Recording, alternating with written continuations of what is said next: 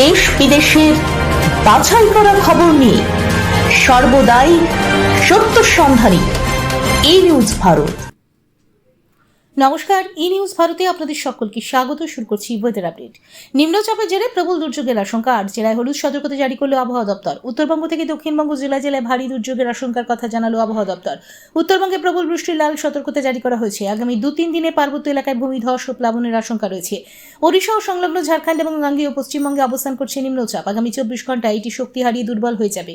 আপাতত মৎস্যজীবীদের জন্য কোনো সতর্কবার্তা নেই। দক্ষিণবঙ্গে সারাদিন মেঘলা আকাশ এবং বিক্ষিপ্ত বৃষ্টির পূর্বাভাস রয়েছে। আজ ভারী বৃষ্টির পূর্বাভাস রয়েছে বাঁকুড়া, ঝাড়গ্রাম, পুরুলিয়া, পশ্চিম বর্ধমান, বীরভূম, মুর্শিদাবাদে। এইসব অঞ্চলে জারি করা হয়েছে হলুদ সতর্কতা। কালকে থেকে মাঝারি বৃষ্টি হবে। দক্ষিণবঙ্গের বিভিন্ন জেলায় বজ্র বিদ্যুৎ সহ বৃষ্টি হতে পারে। তার সঙ্গে ঘন্টায় 30 থেকে 40 কিলোমিটার বেগে বইতে পারে ঝোড়ো হাওয়া। দক্ষিণবঙ্গে আজ কলকাতায় সারাদিন মেঘলা আকাশ। তার পার্শ্ববর্তী অঞ্চলে দিনের সর্বোচ্চ তাপমাত্রা 32 ডিগ্রি সেলসিয়াস, সর্বনিম্ন 28 ডিগ্রি সেলসিয়াস। বাতাসে আপেক্ষিক আর্দ্রতার পরিমাণ 78%, অনুভূত তাপমাত্রা 41 ডিগ্রি সেলসিয়াস। ব্যুরো রিপোর্ট, ই নিউজ ভারত।